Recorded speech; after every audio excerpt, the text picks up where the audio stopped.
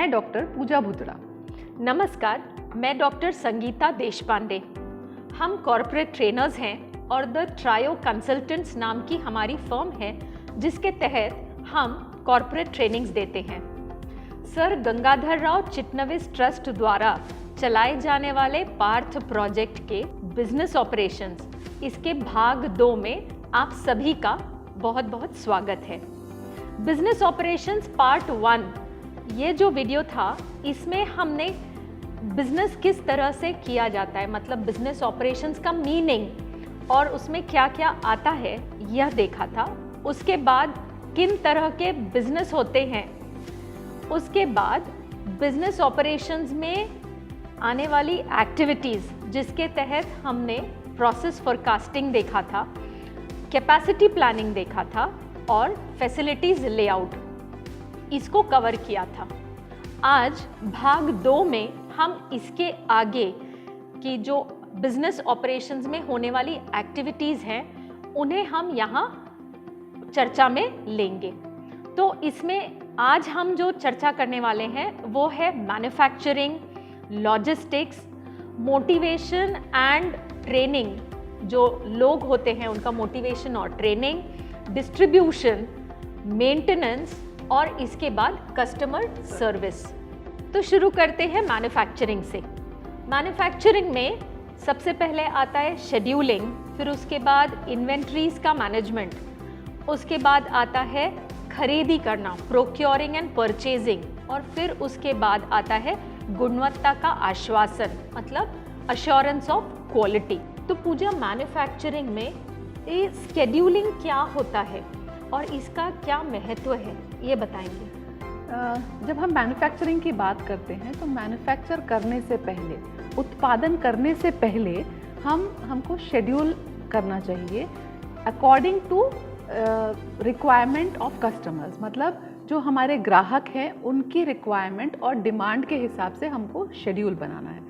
अब उस शेड्यूल को हम कैसे प्रस्तुत कर सकते हैं कि हमको इसमें थोड़ा सा रिवर्स कैलकुलेशन करना पड़ता है। रिवर्स कैलकुलेशन मतलब मुझे अगर कोई उत्पादन कस्टमर तक पहुंचाना है एक पर्टिकुलर डेट पे, तो मुझे उसका रिवर्स कैलकुलेशन कैसे होगा, मैं कब से तैयारी शुरू करके आखिरी तक मैं कस्टमर तक पहुंचा सकती हूँ, वो चीज़ मुझे कैलकुलेट करनी है। जिसमें एक बहुत अच्छा छोटा एग्जाम्पल हम देख सकते हैं।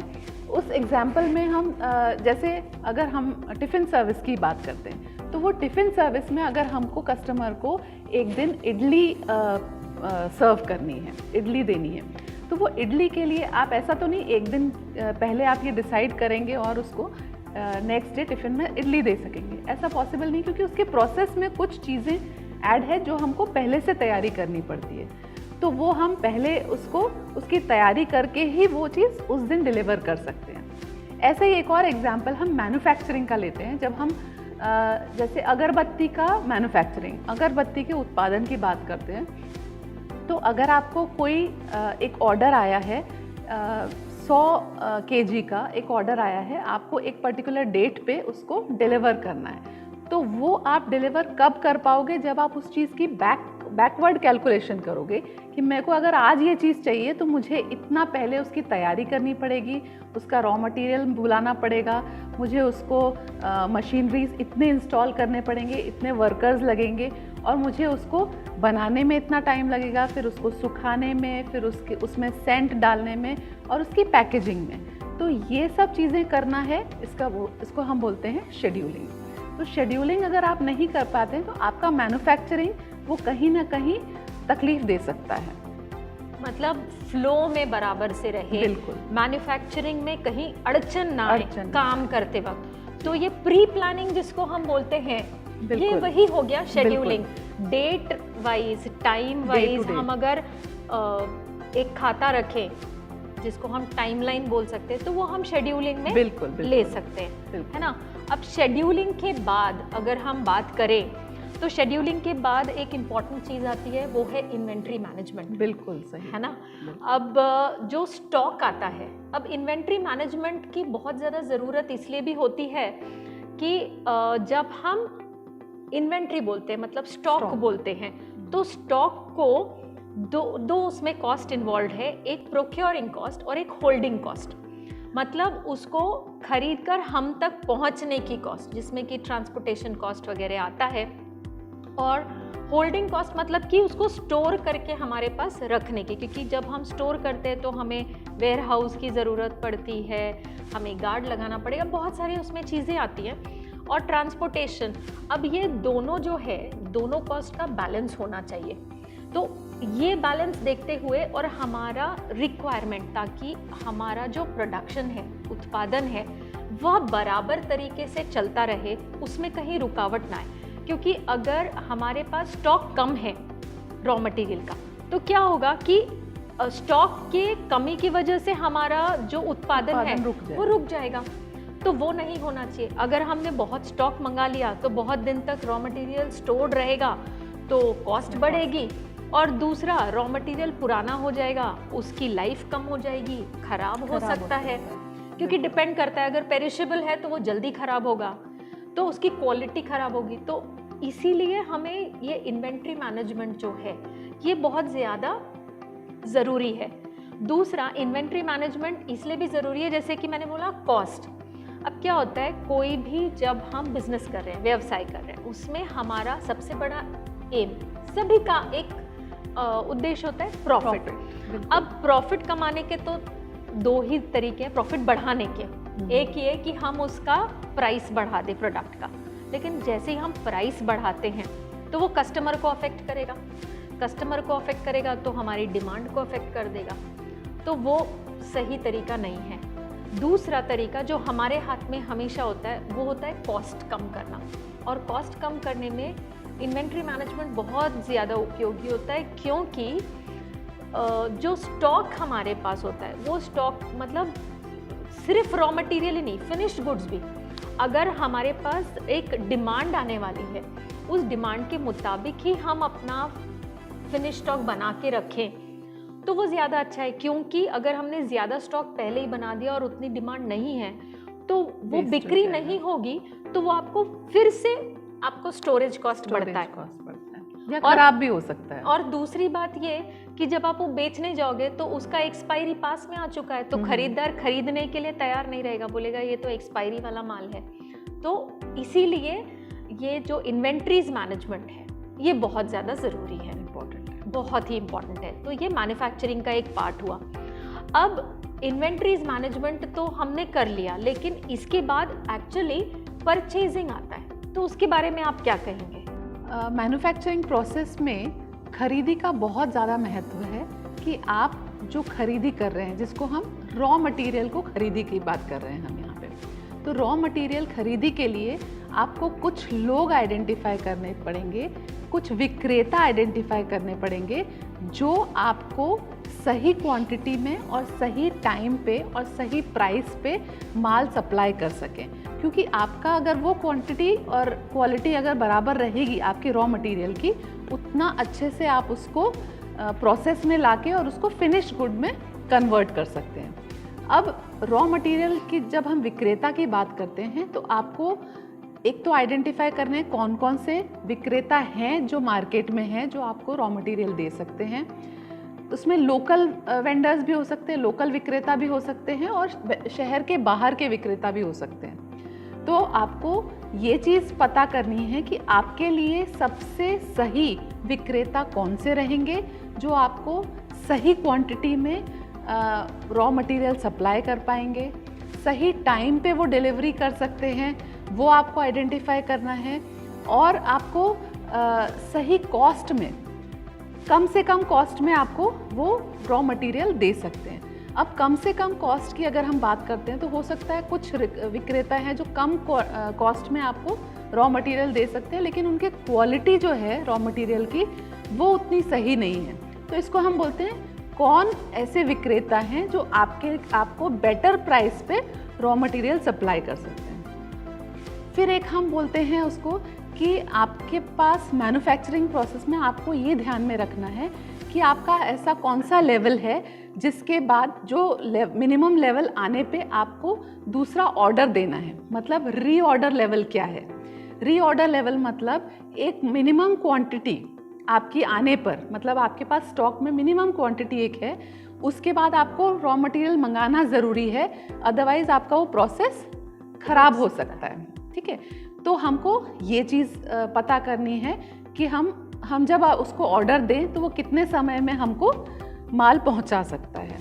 फिर हमको ऐसे विक्रेता समझने हैं जो हमको कैश में माल पहुंचा सकते हैं, या हमको क्रेडिट में माल पहुंचा सकते हैं, या हम बोल सकते हैं उसको कि जो हमको उधारी में माल दे सकते हैं। क्योंकि अगर हम उधारी में माल कोई देने वाला है तो हम उधारी में लेके उससे, जैसे फॉर एग्जांपल 15 दिन की उधारी में, तो हम वो माल को प्रोसेस करके उसका फिनिश प्रोडक्ट बना के उसको बेच के वो जो पैसा आएगा उससे हम ये उधारी चुका सकते हैं। तो हमको समझना है कि हमको ऐसे आइडेंटिफाई करने हैं विक्रेता जो हमको इस तरीके से परचेजिंग में सहायता दे सकते हैं। सही।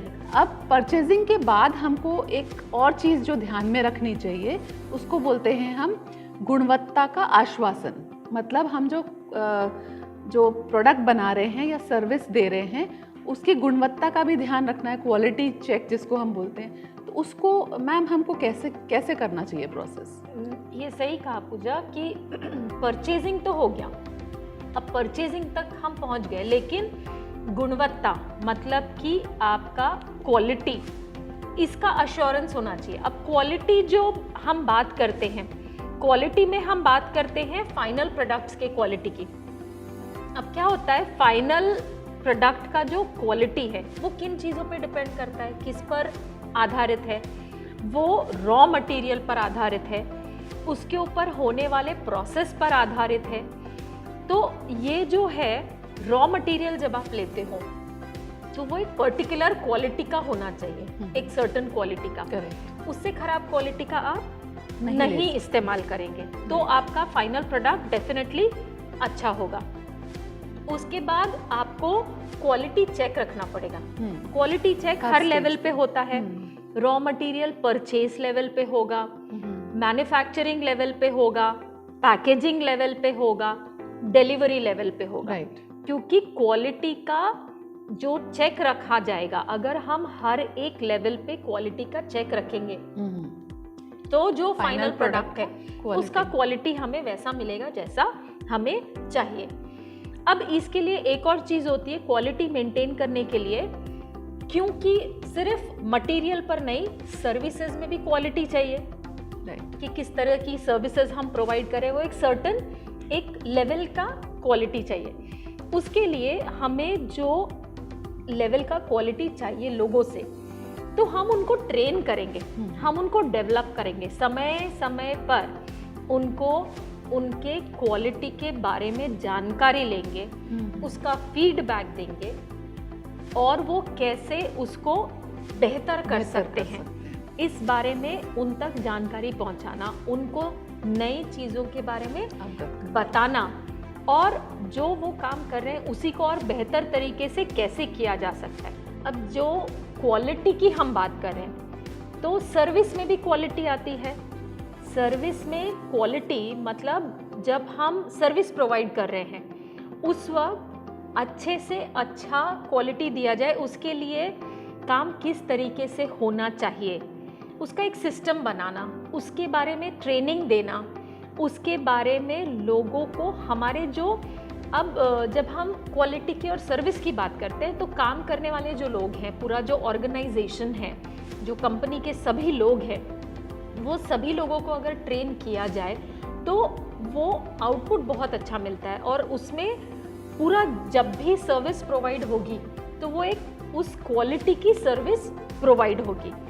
ठीक है, अब ये क्या होता है कि जब हम सर्विसेज की बात करें तो सर्विसेज में भी ट्रेंड्स भी चेंज होते हैं, काम करने की प्रक्रिया बदलती है समय समय पर, उसके बारे में भी हमें जानकारी होनी चाहिए और वो चेंज करना पड़ेगा। अब जैसे पहले अच्छा क्वालिटी का टाइप रिटन लेटर अगर हमने भेजा तो एक बहुत अच्छा क्वालिटी का लेटर हुआ, लेकिन टाइपराइटर आउटडेटेड होने पर नई टेक्नोलॉजी को अडॉप्ट करके कंप्यूटर से प्रिंट आउट, तो डॉट मैट्रिक्स प्रिंटर से यूज़ किया।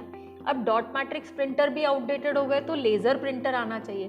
तो जो ट्रेंड है वो ट्रेंड को एक्सेप्ट करना, उसके मुताबिक आप चीज़ें करें तो आपको क्वालिटी चीज़ें मिलेंगी। और लोगों को उस बारे में ट्रेन करना। सही, बिल्कुल सही। अब इसके बाद जब हम क्वालिटी के बारे में बात करते हैं, अब ये तो हो गया हमारा मैन्युफैक्चरिंग से जुड़ता हुआ चीज़ें। बिल्कुल।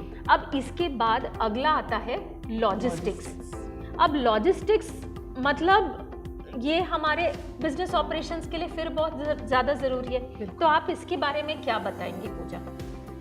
लॉजिस्टिक्स जब हम बात करते हैं तो हम उसमें इन्वॉल्व करते हैं कि सामान इधर से उधर ले जाना, मतलब हम जहाँ मैन्युफैक्चर कर रहे हैं वहाँ से कस्टमर तक कैसे पहुँचेगा, कौन कौन से माध्यम के थ्रू पहुँचेगा। सही। अब वो सिर्फ यही पहुँचेगा नहीं, इसमें बहुत सारी चीज़ें और आती हैं। उसमें आता है स्टोरेज। आप स्टोरेज कैसे करते हो, कहाँ किस किस तरीके से उनको पहुँचा सकते हो ताकि हम उसमें कम से कम कॉस्ट वो कर सकें, इसमें कम से कम लागत लगे और उस प्रोडक्ट की क्वालिटी वहाँ तक बराबर पहुँचे। तो इसमें हम कुछ मीडियम है जिसको हम एक चेन के माध्यम से समझते हैं कि मैन्युफैक्चरर से कस्टमर तक पहुँचने के लिए कुछ चेन है जिसमें आते हैं मैन्युफैक्चरर्स, होलसेलर्स, रिटेलर्स और फाइनली कस्टमर्स या कंज्यूमर्स। तो वो चेन को हमको समझना ज़रूरी है और हमारा जो प्रोडक्ट है उसको हम किस तरीके से कस्टमर तक बहुत अच्छे तरीके से और कम लागत में पहुंचा सकें, वही हमारा उद्देश्य है कि हम उस चेन को समझ पाएँ। हो सकता है कि आज हम कुछ चीज़ मैन्युफैक्चर कर रहे हैं, प्रोडक्ट मैन्युफैक्चर कर रहे हैं और हम सीधे रिटेलर के पास से कस्टमर तक पहुंचाना चाह रहे हैं। सही। कभी ये हो सकता है प्रोडक्ट की रिक्वायरमेंट ऐसी है कि आपको होलसेलर के थ्रू जाना पड़ता है, तो आपका प्रोडक्ट किस तरीके का है उस तरीके से आपको वो चेन फॉलो करनी मतलब पड़ेगी। ये हम सप्लाई चेन की बात कर रहे हैं एक तरीके से, बिल्कुल सही। जिसमें या तो मैन्युफैक्चरर से होलसेलर तक जाए, होलसेलर से रिटेलर तक जाए, रिटेलर से कंज्यूमर तक जाए, या कभी कभी आजकल जैसे ऑनलाइन मार्केटिंग होता है तो डायरेक्ट मैन्युफैक्चरर जो है वो कस्टमर से जुड़ जाता है एक प्लेटफॉर्म के माध्यम से, जो कि आपका जो भी आपका एक प्लेटफॉर्म है, चाहे तो आप वो अमेज़न हो, ये जो भी कोई सोशल मीडिया हो, हाँ, तो उसके थ्रू डायरेक्ट मैन्युफैक्चरर भी बेच सकता है, होलसेलर भी बेच सकता है। तो ये चूज करना मतलब जरूरी है। इसमें स्टोरेज भी आप कह रहे थे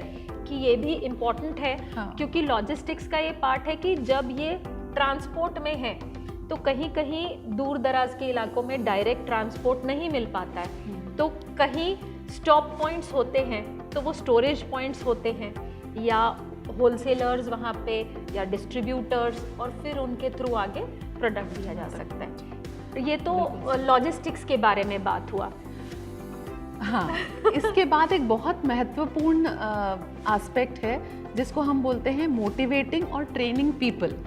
अब इसमें यह है कि आपके साथ कई लोग जुड़े रहते हैं आपके व्यवसाय में, तो आपके लिए कुछ लोग काम करते हैं, उनको कैसे मेंटेन रखना, उनको कैसे मोटिवेट करना, ये भी बहुत इम्पॉर्टेंट एस्पेक्ट है। क्योंकि आज हम मटेरियल को अपने हिसाब से चला सकते हैं, हम कम खरीद सकते हैं, ज़्यादा खरीद सकते हैं, पैसा हम ज़्यादा लगा सकते हैं या कम लगा सकते हैं, मशीनरी हम अपने हिसाब से वो कर सकते हैं। लेकिन हमारा जो स्टाफ है या हमारे साथ जो लोग जुड़े हैं, हमारे लोग जो हमारे व्यवसाय में काम करते हैं, उनको मोटिवेट और ट्रेन करना और उनसे आउटपुट निकालना वो बहुत ज़रूरी है। क्योंकि जो हमारा स्टाफ है वो ही बाकी सारे रिसोर्सेज मैनेज करता है, वो ही मशीन भी चला रहा है, वो ही रिसोर्स मटेरियल भी मैनेज कर रहा है, मनी भी मैनेज कर रहा है। तो आपको यही एक रिसोर्स बहुत इंटेलिजेंटली उसको समझना ज़रूरी है और उनको ट्रेन करना ज़रूरी है, ताकि आप उनको डेवलप करके अपना प्रोसेस और इम्प्रूव कर सकते हैं। तो उसको कैसे हम कर सकते हैं ताकि हम नए नए ट्रेंड्स उनको बता सकें और उनसे मैक्सिमम आउटपुट ले सकें। और एक और, जब हम ह्यूमन रिसोर्स मतलब हमारे यहाँ काम करने वाले लोगों की बात करें तो ये मशीन या मटेरियल की तरह नहीं होता है। इनको सही है। Motivation motivation. हर किसी को मोटिवेशन लगता है। तो अगर हमारे बिजनेस में जो भी काम करने वाले लोग हैं उनको बड़ी छोटी छोटी चीज़ों से मोटिवेट किया जा सकता है। बड़ा छोटा सा एक अप्रिसिएशन लेटर भी उनको मोटिवेट कर सकता है। बिल्कुल सही। जब हम हमारे व्यापार में लोगों को हमने अपने साथ रखा हुआ है, हमारा टिफ़िन सर्विस ही अगर हम ले लें तो हमारे साथ काम करने वाले अगर लोग हैं और हमें फीडबैक अगर मिलता है कि कल का टिफ़िन बहुत अच्छा था और हमने जाके हमारे कुक को ये बताया और जो सब्जी काटते हैं हमारे हेल्पर्स हैं उनको ये बताया कल का टिफ़िन बहुत अच्छा था, कल का खाना बहुत स्वादिष्ट था, वो मोटिवेशन मिलता मोटिवेट है होते हैं। तो इस तरह से बहुत छोटी छोटी चीज़ें भी मोटिवेट करती हैं, उनको हम तक हमने नहीं रखना चाहिए। कोशिश करके हम अपने एम्प्लॉयज़ को जहाँ तक हो सके, कस्टमर के तरफ से फीडबैक आता है, आपको कोई चीज़ बहुत अच्छी लगती है कि किसी कस्टमर को हैंडल करते वक्त उन्होंने बहुत अच्छे से हैंडल किया, कंप्लेन थी तो कंप्लेन को सॉल्व किया, पॉजिटिवली लिया और उसके लिए रेमेडी कस्टमर के साथ हैंडल की। ये सारी चीज़ों में अगर हम उनको पॉजिटिव तरीके से लें और बताएं तो बहुत मोटिवेट होते हैं। तो ट्रेनिंग और मोटिवेशन ये अगर हमने इसमें बहुत अच्छे से इसको इस्तेमाल करके तो हमारा जो हमें अपना बिजनेस का ग्रोथ चाहिए है वो बहुत अच्छे तरीके से मिल सकता है, हमारा सही आउटपुट हमें मिल सकता है। अब मैडम, मोटिवेशन और ट्रेनिंग अपने स्टाफ के लिए, एम्प्लॉयज़ के लिए वो तो हो गया, उसके बाद आता है डिस्ट्रीब्यूशन। तो डिस्ट्रीब्यूशन के बारे में क्या बता सकते हैं? अब हमने मैन्युफैक्चरिंग ले लिया, लोगों को ट्रेन कर लिया, लेकिन अब ये जो सामान हमारा तैयार हो गया है, जो मैन्युफैक्चर हो गया है, अब ये हमें एंड कस्टमर तक पहुंचाना है, हमारे ग्राहकों तक पहुंचाना है। अब ये ग्राहकों तक जो पहुंचाने का जरिया है वो है डिस्ट्रीब्यूशन, हमारा प्रोडक्ट्स का डिस्ट्रीब्यूशन।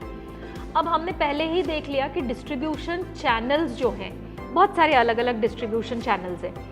अब कौन सा चैनल हम अपनाएंगे ये हमारे ऊपर है, लेकिन हमें उसे आइडेंटिफाई करना है और उसके थ्रू उसे पहुंचाना चाहिए।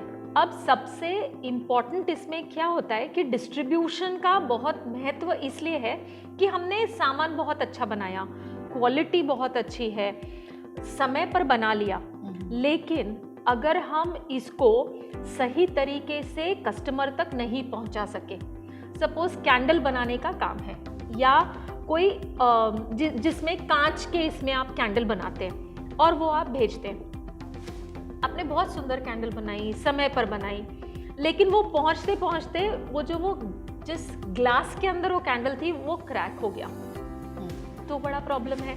तो आपका डिस्ट्रीब्यूशन में ये भी होना चाहिए कि वो एक तो समय पर पहुंचे, प्रोडक्ट खराब ना हो, दूसरा जो कस्टमर की डिमांड थी, बहुत सारे अलग अलग आपके पास कस्टमर्स की डिमांड है, मिक्स ना हो जाए, किसी ने कुछ मांगा है वो किसी और को चली जाए, गलत चीज़ गलत कस्टमर के पास ना पहुंचे, ये भी इसमें हमें ख्याल रखना पड़ेगा।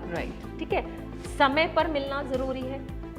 और आजकल एक बहुत ज़्यादा जिस चीज़ की डिमांड है वो होता है होम डिलीवरी। जो हमारे बेसिक चैनल्स जो हैं, जिसमें हम बोलते हैं कि हम होलसेलर्स रखेंगे, फिर रिटेलर्स, फिर उसके बाद कस्टमर, वो ना होते हुए होम डिलीवरी का भी सिस्टम है।